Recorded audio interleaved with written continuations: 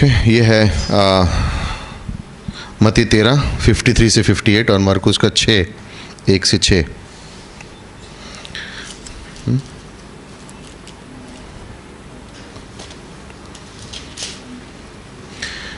जल्द से जरा मार्क चैप्टर 6:1 से 6 पढ़ लेंगे। और ये नाज़रत में दूसरी बार यीशु मसीह को नकारा गया है। ओके, सो ये उसके बारे में है, दूसरा रिजेक्शन जो यीशु मसीह का हुआ मरकुस 6:1 से 6 में।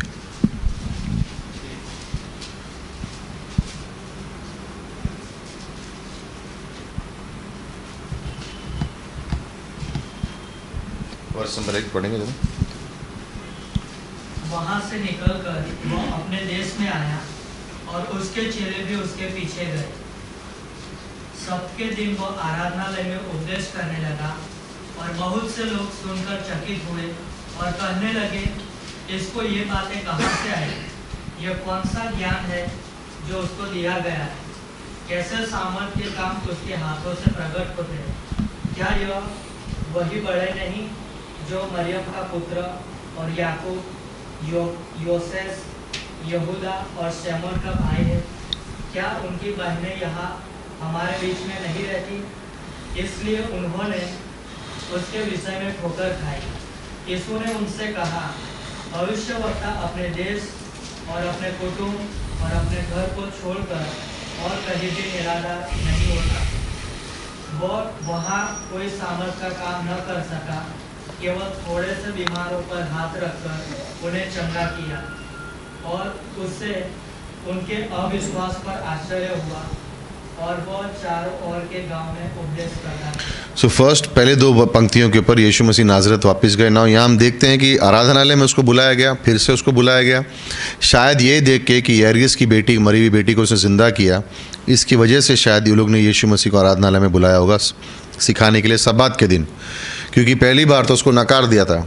यहाँ पर फिर देखते हैं, लेकिन जब आप पढ़ते हो वर्ष नंबर 2 तो यहाँ पे लोग कह रहे हैं, इसको ये बातें कहाँ से आई? ये कौन सा ज्ञान है जो उसको दिया गया है? कैसा सामर्थ्य के काम इसके हाथों से प्रकट हुआ है? वो उसकी बुद्धिमत्ता के ऊपर चकित हैं, लेकिन यीशु मसीह के ऊपर उनका ध्यान नहीं, उनका दिल नहीं है। बुद्धिमत्ता, ये बातें जो कर रहा है अद्भुत बातें हैं, बट व्यक्ति पर ध्यान नहीं है। और इसलिए यीशु मसीह वहाँ पे उनको कहता है वर्ष नंबर 4 में कि भविष्यवक्ता को अपने देश और अपने कुटुंब और अपने घर को छोड़कर और कहीं पर निरादर नहीं होता है। हमारे घरों में भी उद्धार पाने के लिए शायद हमारे परिवार वाले जब कभी कभी लास्ट होते हैं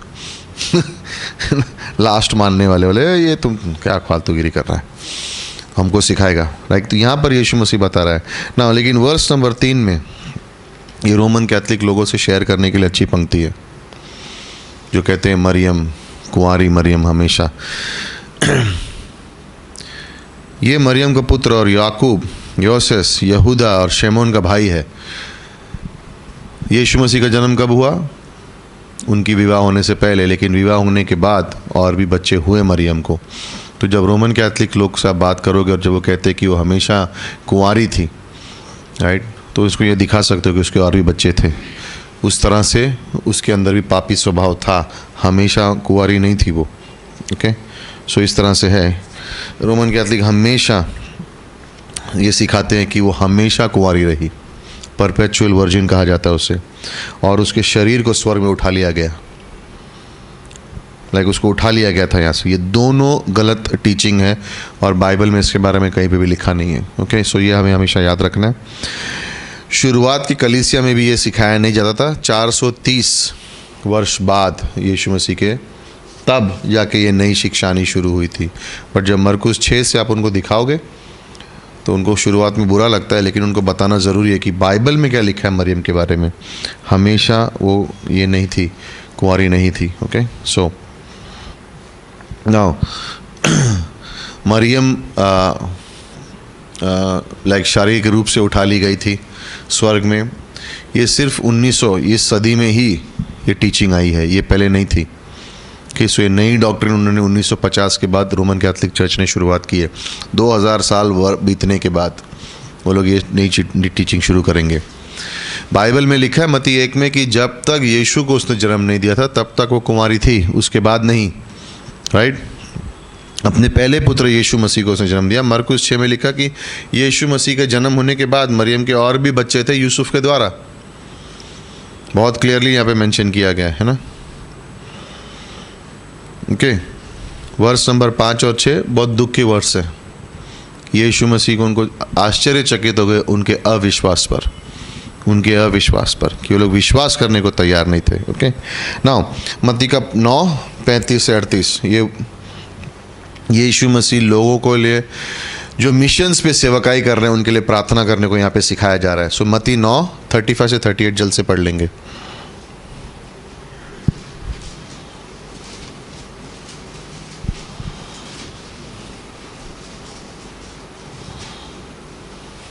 यीशु सब नगरों और गांवों में फिरता रहा और उनके आराधनालयों में उपदेश करता और राज्य का सुसमाचार प्रचार करता और हर एक प्रकार की बीमारी और दुर्बलता को दूर करता रहा।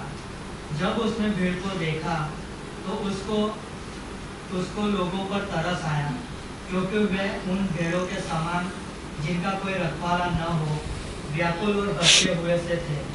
तब उसने अपने चेलों से कहा, पके खेत तो बहुत है और मजदूर थोड़े हैं, इसलिए खेत के स्वामी से विनती करो कि वो अपने खेत काटने के लिए मजदूर को भेजे। तो यहाँ पर यीशु मसीह मिशंस के बारे में लोगों की प्रार्थना करने के लिए कह रहे हैं ना। कई सारे विश्वासी ये सोचते हैं कि सुसमाचार लेके हमें अन्य जातियों तक जाना है, जो अच्छा है, लेकिन किस वजह से लोग जाते हैं सुसमाचार प्रचार करने के लिए? अगर वो बिना शर्त के प्रेम को समझते हैं तो वो हमारी सबसे बड़ी मोटिवेशन है। अगर प्रेम, अगापे प्रेम हमारी प्रेरणा नहीं है तो हम बहुत जल्दी, कुछ और रीज़न अगर हमारी प्रेरणा है तो हम जल्द से छोड़ देंगे। कलीसिया स्थापित करने के लिए अगर मेरी प्रेरणा है कि मुझे स्थान मिलेगा, लोग मुझे पैस्टर बोलेंगे, ज़्यादा दिन नहीं चलेगा, क्योंकि जैसे ही पहला कठिनाई आएगी इंसान छोड़ने को बोलेगा किसको चाहिए ये पोजीशन। अगर पैसा है, पोजीशन है, नाम है, कोई और भी कारण हो कलीसिया स्थापित करने के लिए, बगैर बिना शर्त के प्रेम के, अगापे प्रेम के, वो नहीं रहेगा। सबसे बड़ा रीज़न है अगापे प्रेम। अगर इंसान के अंदर वो अगापे प्रेम है तो वो ज़रूर कहीं ना कहीं भी जाके कलीसिया स्थापित करेगा। और अगर फल हमें अपनी आंखों से हम सोच रहे 5 लोग हैं, 10 लोग हैं, 15 लोग हैं, यीशु की नज़र में वो छोटा चर्च कोई नहीं है। लाइक मेरा एक छोटा सा कलीसिया है, क्यों छोटा सा कलीसिया है? मेरे छोटे से कलीसिया में 15 लोग आते हैं। आपकी नज़र में छोटा है। यीशु मसीह ने कभी नहीं कहा कि मेरा एक छोटा कलीसिया होगा, बड़ा कलीसिया होगा। यीशु मसीह ने कहा मेरा कलीसिया है, कोई छोटा बड़ा कलीसिया नहीं है। मेरा एक छोटा सा कलीसिया है, कोई छोटा कलीसिया नहीं है। अगर उसमें यीशु मसीह है तो छोटा कैसे हो सकता है, राइट? मेरी एक छोटी सी बाइबल स्टडी है, अरे लेकिन वहाँ यीशु मसीह तो छोटी सी कैसे हो सकती है? यू नो, यीशु मसीह है वहाँ पे, तो उसमें बड़ा छोटे का सवाल ही नहीं उठता है। जैक हाइल्स जो अमेरिका में बहुत बड़े पास्टर थे और उन्होंने जब भी कलीसिया शुरुआत की तो उनके कलीसिया में 40 लोग थे, उसमें से 28 बच्चे और औरतें थी और 12 आदमी थे। नहीं सॉरी, 32 औरतें और बच्चे थी और 8 आदमी थे। और 3 उनमें से कमेटी मेंबर्स ने कहा हमें तो नहीं चाहिए एज अ पास्टर, तुझे चुना है ये लड़कियों ने और ये औरतों ने और बच्चों ने, हम लोग ने तुझे नहीं चुना और हम लोग कंट्रोलिंग करते हैं, हम लोग ट्रस्टी, हम लोग तेरी पगार भी नहीं देंगे। उसने कहा अब मुझे परमेश्वर ने यहाँ रखा है, कल सुबह मैं प्रचार करने जा रहा हूँ और मेक श्योर करना कि तुम संडे चर्च में हो। जब वो बाइबल कॉलेज की ट्रेनिंग ले रहा था तो हर वीक में उनको आके बोलना पड़ता था उनकी चर्च में वो क्या कर रहे हैं। तो एक दिन वो खड़ा हुआ बोलने के लिए, मेरा एक छोटा सा कलीसिया, और जो उसका पास्टर था उसने कहा बैठ जा बैठ जा बैठ जा बैठ जा बैठ जा, कोई बात नहीं। उसमें अगले गुरुवार, अगले सैटरडे को उसने फिर उसका टर्न आई, उसने फिर बोलना मेरा एक छोटा, बैठ जा बैठ जा बैठ जा बैठ जा बैठ जा। 3 बार होगा, चौथी बार उसको बहुत गुस्सा आया, बार बार मुझे बैठने को क्यों बोल रहा है। तो मीटिंग खत्म होने का सोच गया, बोला जब भी मैं खड़ा होता हूँ मुझे बोलते हो बैठ जाओ। बोलता हाँ क्योंकि तूने शुरुआत ही करता ना कि मेरा एक छोटा कलीसिया है। बोला यीशु मसीह जब है तो छोटा कलीसिया तो तू बोल भी नहीं सकता है, तेरी बोलने की भी काबिलियत नहीं है। अगर जिस कलीसिया में यीशु मसीह और तू कह रहा है कि वो छोटा है तो तू, मुझे तेरी बात नहीं सुननी है, मतलब तू क्या विश्वास है तेरा। और उस दिन उसने सबक सीखा और वो आदमी उस कलीसिया से लेके जब उसकी सेवा का ही ख़त्म हुई 2002 में, जब उसका डेथ हुई तो उनका कलीसिया में 10,000 लोग थे। और उनकी टीचिंग से डॉक्टर स्टीवेंस बहुत प्रभावित हुए क्योंकि वो सोल विनर था। तो उसकी सोल मीनिंग जिस तरह से सुसमाचार बांटता था और लोगों पर, उससे डॉक्टर स्टीवंस बहुत प्रभावित होते थे। 1.5 घंटा ड्राइव करते थे जाके उसके मैसेज सुन के वापस आने के लिए, सो उस आदमी ने ये सोच लोगों के मन में डाली, यीशु मसीह तुम्हारे कलीसिया में तो तुम उसको छोटा नहीं बोल सकते, सो यहाँ पर यीशु मसीह कह रहे, इसलिए कौन सी वो चीज़ है कि इंसान को चर्च में या स्थापित करने में या मिशनरी बनने में मदद करेगी? अगापे प्रेम। और कोई चीज़ है तो नहीं होगा। जब भी कोई पोजीशन में हो या कहीं पर भी हो, और अगर तुम्हारे अंदर कुड़कुड़ाहट है, तुम्हारी कवरिंग को अधीन नहीं हो, कुछ नहीं हो, वो काम ज़्यादा दिन नहीं चलने वाला है, बिकॉज यीशु मसीह का स्तर है बिना शर्त का प्रेम। ओके निडरता होना ज़रूरी है, लोगों को कंफर्ट करते हैं, प्रेम करते हैं, वो सब चीज़ें लोगों के लिए ज़रूरी है। किसी को पैसा देना, कोई भी पैसा दे सकता है, लेकिन प्रेम कौन देगा? जिस इंसान को अकेलापन महसूस हो, उसको कितना भी पैसा दे दो, उसका अकेलापन जाएगा नहीं, लेकिन उसको प्रेम दोगे तो उसको लगेगा कि मेरा कोई दोस्त है। कोई इंसान अगर नशे के अंदर अधीन हुआ है, उसको कुछ भी नहीं कर पा रहा है, और कितना भी पैसा दे दो क्या फ़र्क पड़ेगा उसको, लेकिन उसको पता चलेगा कोई उससे प्रेम करता तो उससे फ़र्क पड़ सकता है। सो बिना शर्त का प्रेम अगर हमारी प्रेरणा है तो बात आगे बढ़ेगी। अगर बिना शर्त का प्रेम, अगापे प्रेम हमारी प्रेरणा नहीं है तो आगे कुछ नहीं होगा। सुसमाचार बांटने हम क्यों जाएंगे? सिर्फ क्या गुरुवार के दिन जाना चाहिए कि रोज़ होना चाहिए? अगर अगापे प्रेम है तो हम कभी भी जाके बांटेंगे, हमें बोलना नहीं पड़ेगा आउटरीच पे आओ, हम ऑटोमेटिकली जाके बांट रहे होंगे प्रेम। चाहे कुछ भी करो, हफ्ते में 1 या 2 दिन वैसे रखो कि आप जाके सुसमाचार बांट रहे हो, चाहे आपके संग कोई आए या नहीं आए, कोई फ़र्क नहीं पड़ता है, लेकिन मुझे जाके बोलना है किसी ना किसी को। इसलिए नहीं क्योंकि मुझे कहा गया है, इसलिए क्योंकि ये परमेश्वर का दिल है। लाइक यीशु मसीह यहाँ पे कह रहे हैं ना, वर्स नंबर 37 में क्या लिखा है? फिर से पढ़ोगे। अपने शिष्यों से यीशु मसीह ने क्या कहा?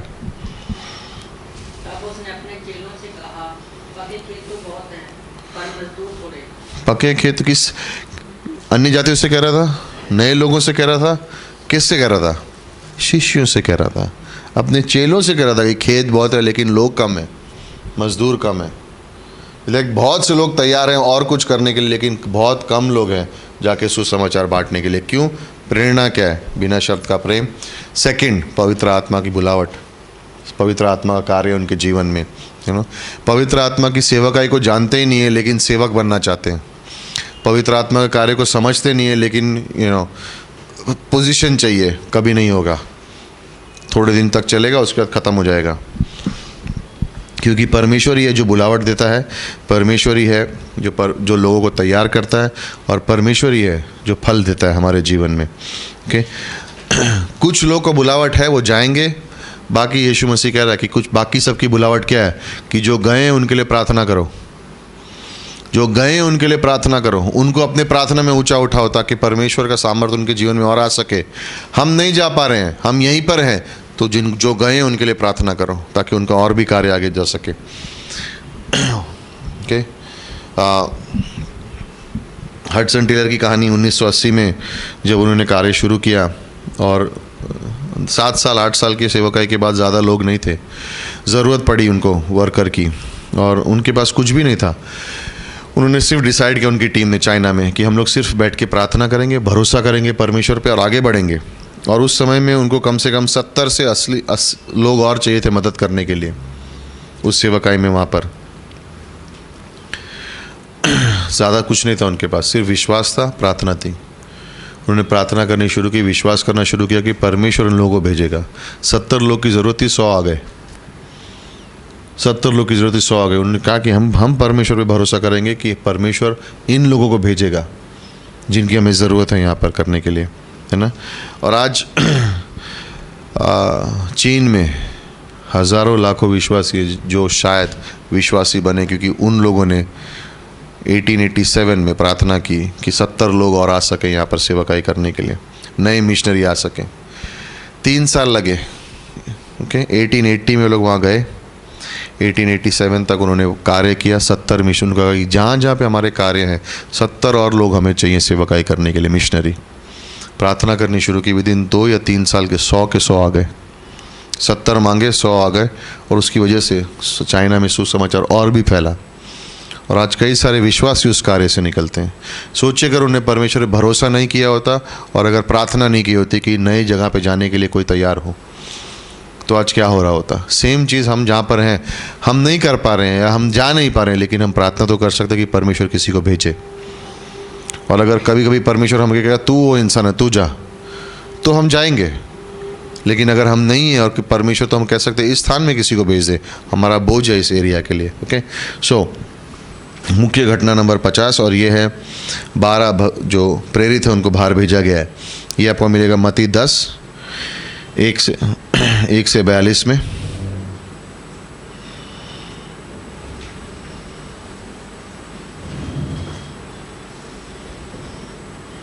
मरकुस 6 से 13 में, और लूका 9 1 से 6 में।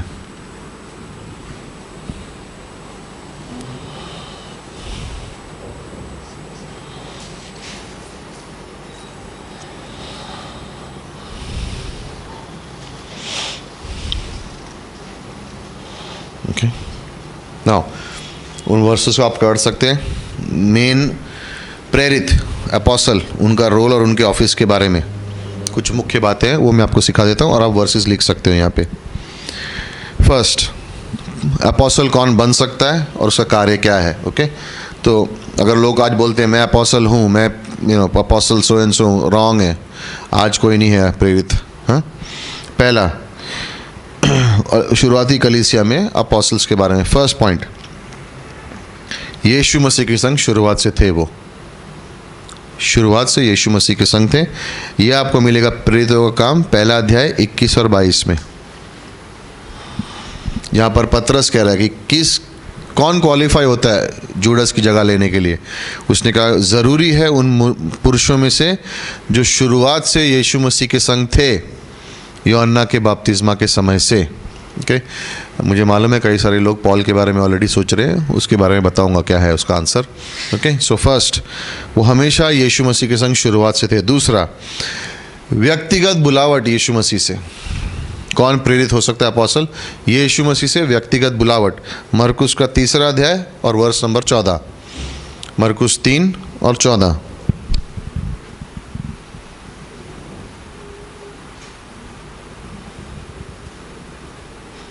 तीसरा, यीशु मसीह के पुनरुत्थान के गवाह। यीशु मसीह के पुनरुत्थान के गवाह, ये आपको मिलेगा प्रेरितों का काम 1 अध्याय 22वीं पंक्ति। प्रेरितों का काम 1 अध्याय 22वीं पंक्ति।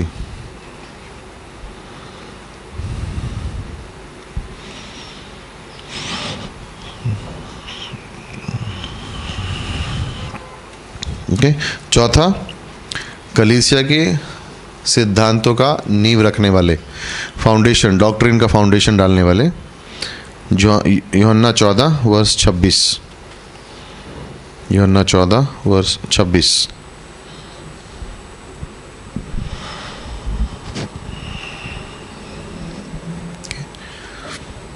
पांचवा पॉइंट, अपोस्टल्स का कार्य है यहाँ पे। तो चुनाव के फर्स्ट 3 पॉइंट दिख गए।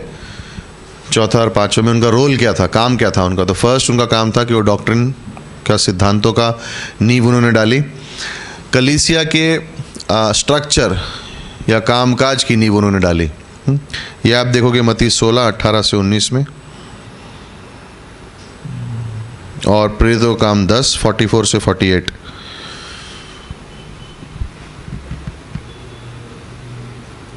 प्रेरितों का काम 10 44 से 48। ओके, सो पहले 3 है उनका कौन प्रेरित बन सकता था, 4 और 5 में उनका कार्य क्या था। छठा पॉइंट, उनको सामर्थ्य दिया गया था चमत्कार करने के लिए। ओके, प्रेरित 2, प्रेरित 5 12,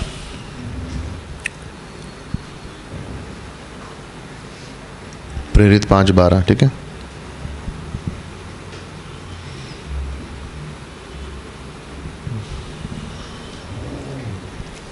और 7वां पॉइंट जो बहुत ज़रूरी है याद करने के लिए, एक दिन वो 12 सिंहासनों पर बैठेंगे, इज़राइल के 12 गोत्रों का न्याय करेंगे, जजमेंट। तो अगर आज कोई बोलेगा कि मैं अपोस्टल हूँ, तो उसको बोलना आप प्रेरितों के काम में दिखते नहीं हो। लूका 22 29 और 30, लूका 22 29 और 30।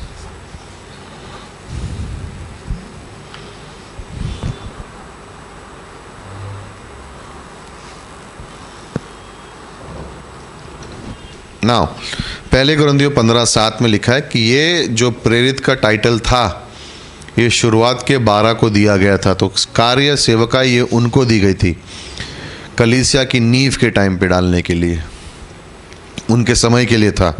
ओके नाउ ये भेंट और ये ऑफिस कंटिन्यू नहीं हुआ, ये रोक दिया गया था। एक्ट्स 9 प्रेरितों का काम 9:27 अगर आप ध्यान से पढ़ो तो उसमें लिखा हुआ है, और प्रेरितों का काम प्रकाशित वाक्य 2:2 में, प्रकाशित वाक्य 2:2 जरा पढ़ना, इंटरेस्टिंग वर्स है। क्योंकि जब पहले शुरुआत के 12 प्रेरित मरे सो उनका जो ऑफिस था, उनका जो कार्य था वो भी रुक गया है। मैं तेरे काम और तेरे परिश्रम और तेरे धीरज को जानता हूँ, और मैंने भी कि तू बुरे लोगों को देख नहीं सकता, और जो अपने आप को प्रेरित कहते हैं और है नहीं, उन्हें तूने परख कर जीता पाता। ओके सो जो अपने आप को प्रेरित कहते हैं लेकिन एक्चुअली है नहीं, क्योंकि वो ऑफिस सिर्फ पहले 12 के लिए रखा गया था। जब वो ख़त्म हुए तो वो ऑफिस भी रुक गया, उसके बाद कोई नहीं था। क्योंकि उस कारण क्या है, फर्स्ट कारण क्या है, उनको यीशु मसीह की सेवकाई की शुरुआत से होना ज़रूरी था। ना सवाल उठता है लेकिन पौलुस का क्या होगा, तो उसकी जवाब आप लिख सकते हैं। फर्स्ट, क्या यीशु मसीह ने उसको व्यक्तिगत रूप से बुलाया था? हाँ, प्रेरितों का काम 9वां अध्याय। ओके, प्रेरितों का काम 9वां अध्याय।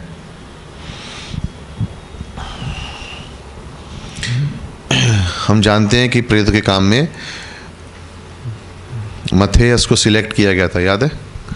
लेकिन पौलुस को जब चुना गया था तो उसकी यूनिक बुलावट थी अन्य जातियों के लिए। बाकी सबको आप देखते हो यरूशलेम यहूदियों की ओर थे, प्रेरित पौल अन्य जातियों के लिए ख़ास तौर से बुलाया गया था। गलातियों के 2:9 में देखोगे तो सीधा हाथ संगति का मुझे दिया गया दूसरे प्रेरितों के द्वारा, यानी उन्होंने माना कि इसके अंदर भी वही भेंट है जो हमारे अंदर है, प्रेरितों का काम। ओके, सो गलातियों 2:9। सेकंड, क्या वो गवाह था परमेश्वर के पुनरुत्थान का? हाँ, पहले कुरिन्थियों का 15वां अध्याय 7 से 10, तो क्वालिफाई होता है वो। पहले कुरिन्थियों का 15वां अध्याय 7 से 10। एक अपोस्टल, एक प्रेरित होने के नाते क्या उसने चमत्कार किए? हाँ, दूसरा कुरिन्थियों का 12:12, दूसरा कुरिन्थियों का 12:12। ओके, जो उसने बातें लिखी क्या वो पवित्र बाइबल में आई? हाँ, दूसरे अपोस्टल्स, दूसरे प्रेरितों ने माना कि ये परमेश्वर का कार्य है। दूसरे पतरस 3:15 से 16 में लिखा गया है।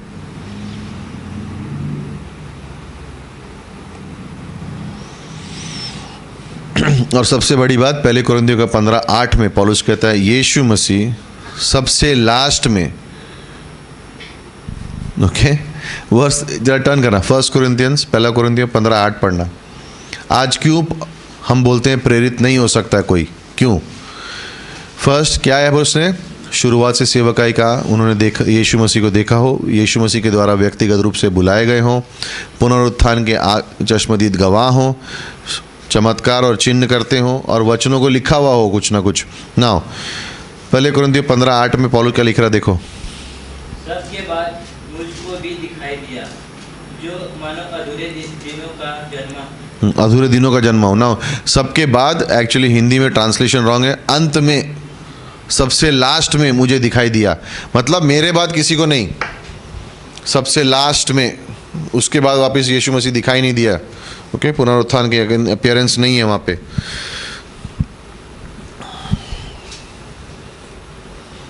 तो प्रेरित का ऑफिस जो है वो नहीं है, लेकिन मिशनरी का कार्य जो है वो आज भी चलता आता है। ओके,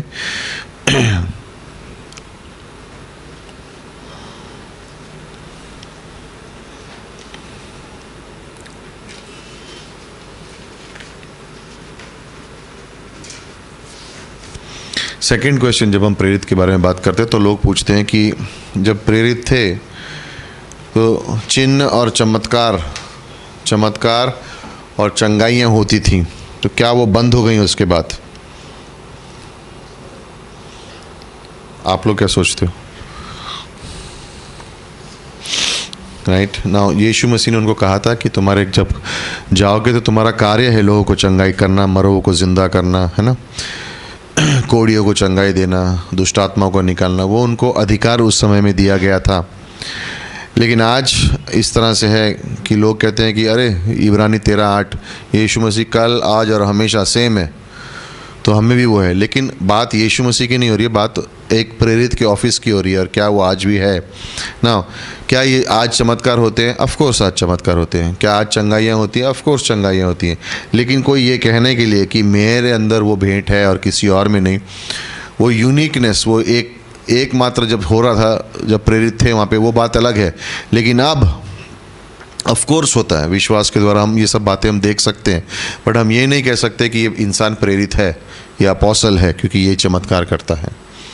परमेश्वर की कलीसिया में हम प्रार्थना करते हैं और कई सारे हमने चमत्कार देखे हैं ना। जब अपोस्टल्स, छोटी सी यहाँ पे पॉइंट्स है, मैं इसको पढ़ के सुना दूंगा आपको, और चाहिए तो बाद में आप वर्सेस ले सकते हैं।